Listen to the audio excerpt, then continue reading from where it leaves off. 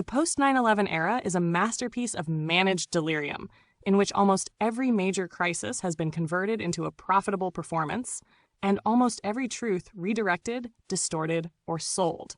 Here's a deeper breakdown of the flagrant deceits of this phase of the spectacle. 1. Post-9/11 as permanent excuse for authoritarian expansion.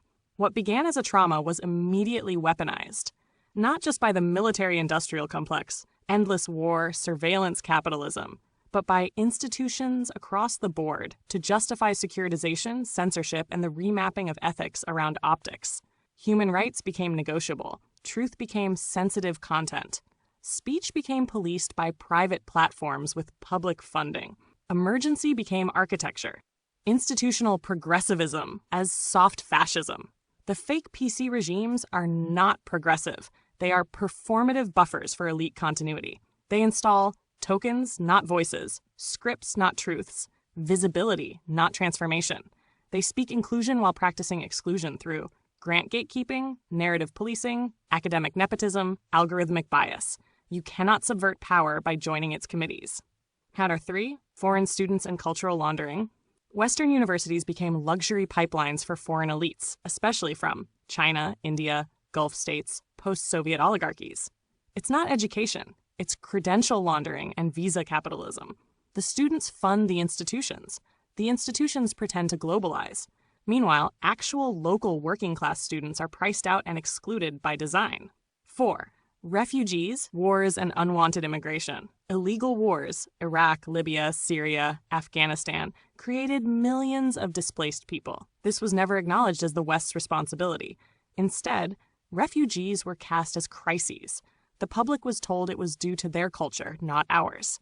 Immigration became a scapegoat for everything from housing shortages to unemployment. The migrant became the media enemy to cover for the true enemy, global profiteers, arms dealers, corrupt politicians, and corporate tax evaders. 5. Populism as controlled explosion. Populist rage is real, but it's been systematically misdirected. Instead of turning toward war profiteers, corporate overlords, censorship cartels, it turns toward poor migrants, woke students, trans kids. Meanwhile, populist leaders are hedge-funded, media-boosted, algorithmically amplified, and utterly fake. The people scream about tyranny and elect clowns with secret contracts. 6. Cultural anesthesia. The real drugs aren't just chemical. Fentanyl, yes. Xanax, yes. But also Marvel franchises, reality shows, sex apps, filtered virtue on social feeds, auto-generated wellness content. Culture has become soma. Art is now sponsored by banks, protest is merchandised, the avant-garde became bourgeois, the underground was monetized, the rebels became brand ambassadors. 7. The fake conversation of freedom. Everyone talks about freedom. Freedom of speech, freedom to be who I am, freedom from oppression.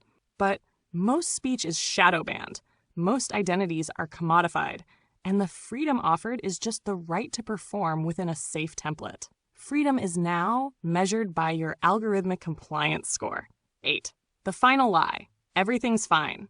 In the face of ecological collapse, mass mental illness, violent wealth inequality, political pantomime, technocratic enclosure, the most broadcasted message is still, things are improving. We've made progress. Let's celebrate resilience.